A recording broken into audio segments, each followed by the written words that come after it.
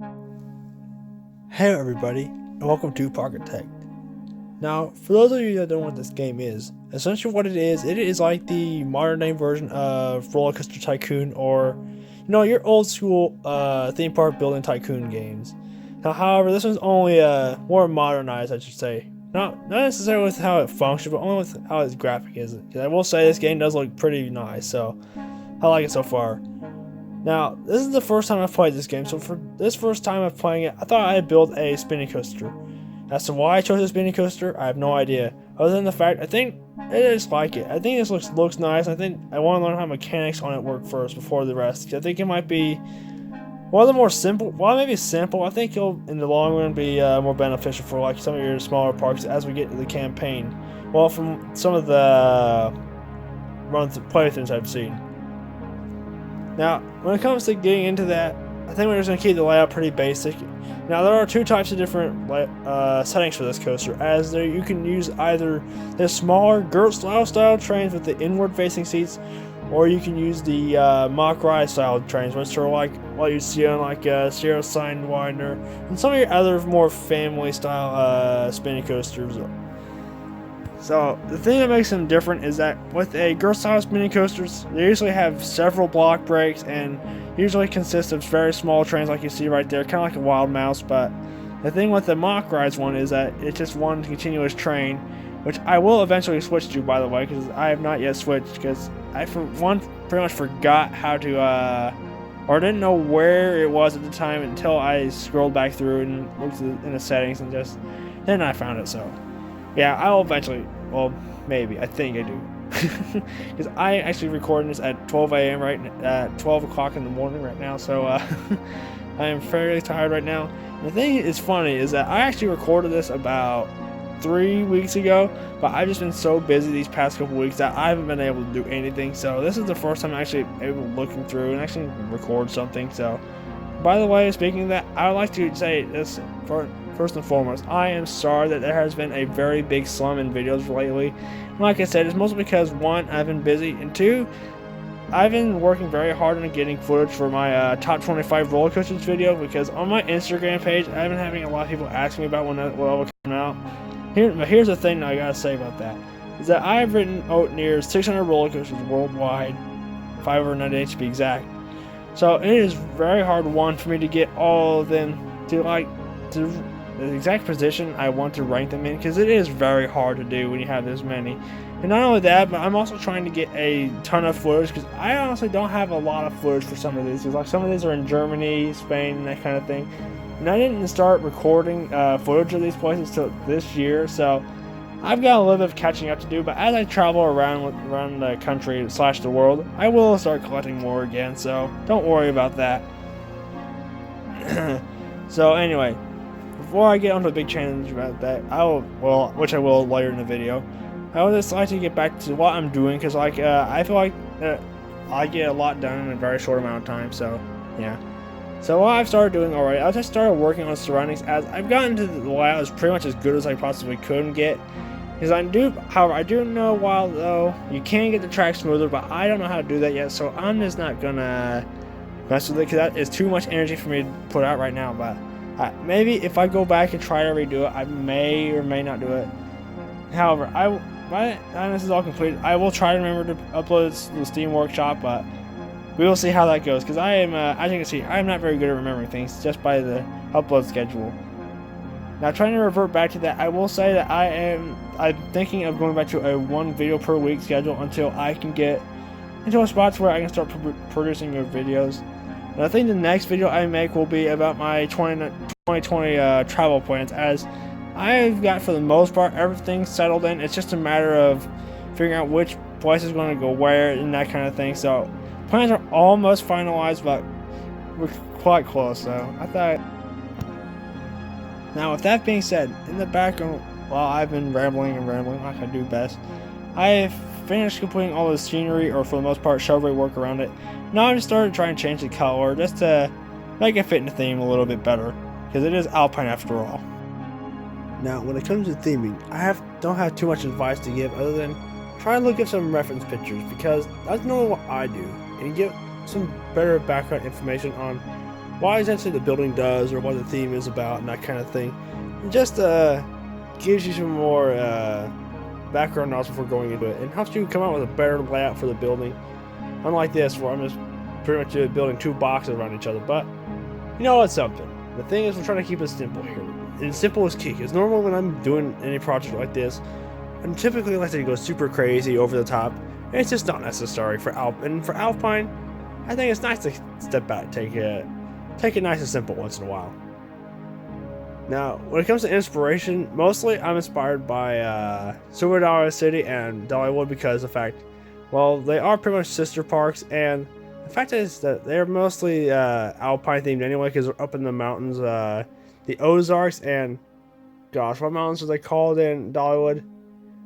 I can't remember. Anyway, if you guys know what those mountains are called, please post them down in the comment section because I'm a little bit of a noob when it comes to this kind of stuff, but I'm getting better. You know, you'd think that after 10 years of doing this, or however long I've been doing it now, I think 8, you'd think I would know this kind of stuff by now, but I really don't. Excuse me, sorry, I've got this really nasty cough, so if it manages to come through, please don't hurt me. I'm just trying to record, because actually, I've had this recorded for like 3 weeks, but I haven't had the chance to do the voiceover because of the fact I've had so many different problems here and there, and I just decided, well, screw that. Let's just get this done because I want to get this out. I want to get back on the, want to get the ball rolling again because I feel like with the holidays and everything. And by the way, Happy New Year, everybody. Even though it's January or almost February anyway. It's just I've been really slacking behind and that kind of thing, and I've been wanting to get a video out. I just haven't had the time to. And then during break, I had a little bit of a sickness, and I got back together again and got sick again. It was the strangest thing, you know. But anyway, I think we're starting to get back on track. And speaking of upload schedule, I think from now on until I can get better situated again, I think we're gonna go back to the one video per week, which you know kind of sucks. But I think having one video per week is actually kind of nice. It allows me the time to fully develop the idea, get the video out, and that kind of thing. And I just overall think the video quality will be better this way. Now, what day it actually comes out on, well, that's to be determined. It could be on Sunday. It'll probably be sometime on the weekend because I usually record on Mondays and Mondays and Tuesdays, and then I do editing on Tuesdays and on Wednesdays and Thursdays, and then on Fridays just last minute tweaking, that kind of thing. And then the weekend I need to start prepping for the next video. Speaking of videos like that, do you think now I've been noticing that the Minecraft videos aren't doing as well, and I'm just debating whether or not to take those off and just put like cinematics because I've still got a load of stuff ready to go, man. I'm as bursting at the I'm about to burst at the joint of how many ideas I got for that. But if you don't want me to continue, that's just fine. I'll just take it out. And speaking of Parkitect, I think I haven't thought about what I'm going to place because that's something you know. I've got a little bit of a routine. I'm trying to keep them all rotated where you don't have as many videos as one as you do the other. So like if you had too many real life stuff and not enough virtual stuff like this, then you'd upload more of this kind of stuff, and it'd be vice versa, just to keep it all fairly balanced. If that makes any sense, I think it makes any sense. And anyway, just to get back to the video before we get too far ahead, I've obviously started finishing touches on this building, which I think looks really nice. And the thing I would like to mention is I put in these extra walls around just to make it feel a little more homely. Now, one thing I like to mention is I like to mention the difference between a Gerstlauer and a Mack rides if I haven't already, which I might have. I just don't feel like going back in the video and check because it's been a long day, guys. It really has. I just feel like I can just relax, chill out, and do this kind of thing. So I'm really happy now. But the main difference, if I haven't mentioned already, like I said, is that Mack rides, spinning coasters usually are for long trains or something like that, and then Gerstlauers are usually just single cars and they spin around the track and that kind of thing. Kind of like your standard Wild Mouse, but only a lot better than that. Now the thing is, Gerstlauer and Mack rides, they're both German manufacturers, so they're both fairly similar in location, and they both do similar kind of things. But most of you might know Gerstlauer for being known for their Eurofighters and Mack rides for their launch coasters, because, well, let's face it, they make some fairly good launch coasters, like Copperhead Strike if you're in the US, or old Helix in Haunted Park. No, not Haunted Park. Darn it, I can't think of the park, guys. All right. I'm really struggling. If you can tell me what park that Helix is in, that'd be very much appreciated. Like I said, it's been a long day, so I'm really struggling here, guys. I don't mean it. Now, as you can see, we've started working on the second station now. And the reason, like I said, the only reason I've done the second station is because of the fact it's better for capacity. Because as you'll see in the campaign, once we start getting into that, which I am very excited for, like by the way, because I've heard it is definitely much better than the Planet Coaster one. Because the Planet Coaster one's pretty silly and that kind of thing. And this one's fairly similar to Roller Coaster Tycoon and that kind of thing. So I'm very excited for it. RCT is what I've grown up with, so it should be fun. But anyway, the cool thing is I learned a new trick with using these kind of fences by Silverette, which is actually how he inspired me in the first place and that kind of thing. Because he's been a main inspiration for building and that kind of thing for me. So that's how I've learned. I've learned a couple things here and there. And that fence thing is one of them. I think it was in his recent video of his campaign series. I can't remember what park it was, but I'm assuming you guys might know better than I do because, well, you guys are you. So thank you for that. Oh, sorry guys. I am really struggling back over here. Sorry if you mean to hear that. And the thing is with these videos, I try to keep them more raw. I don't want them to be not necessarily 100% edited, but that's enough where you get the main idea behind it, back behind the screen, because well, it's just a screen. So anyway, I've started working on the roofs. Another thing is, I wanted to make it a little more modern-esque, because like the other stations.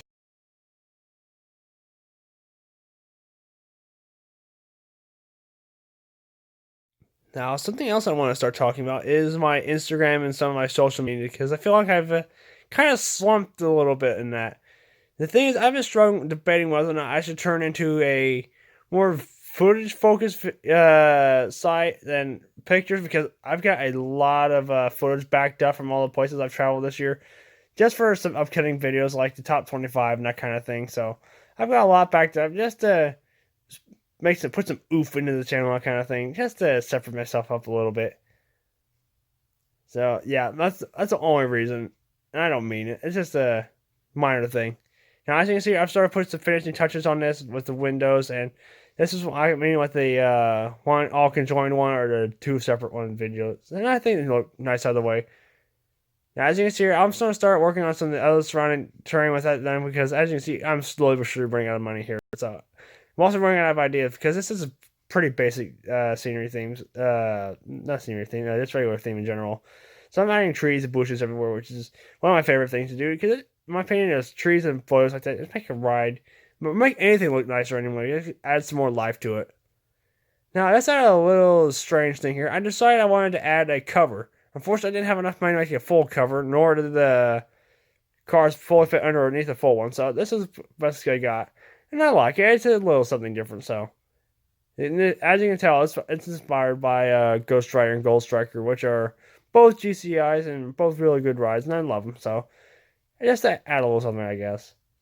I mean, honestly, I think it kind of works too, considering we're in an alpine, kind of mining kind of thing, but it also adds for some extra scenery points and near misses because guests, if you don't believe it, actually will be scared if there's near misses, like player coasters, that kind of thing.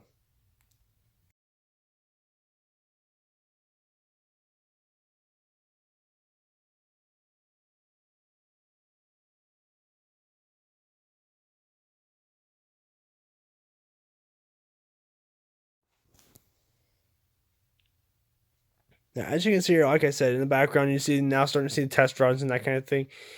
I will mention you gotta be very careful with how you're placing things because their heads will smash into the rocks, and the game does not care about it. Unlike Planet Coaster, which I think is a nice little touch.